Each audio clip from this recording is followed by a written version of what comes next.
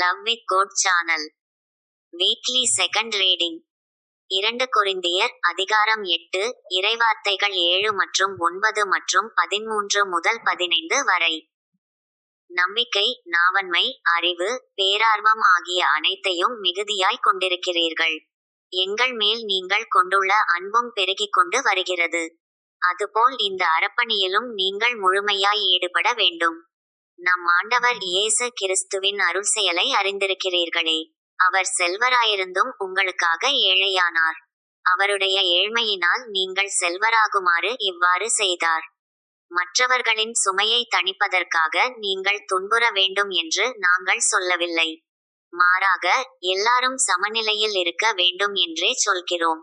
இப்பொழுது உங்களிடம் மிகுதியாயிருக்கிறது, அவர்களுடைய குறையை நீக்குங்கள். அவ்வாறே அவர்களிடம் மிகுதியாக இருக்கும் போது உங்கள் குறையை நீக்குவார்கள்.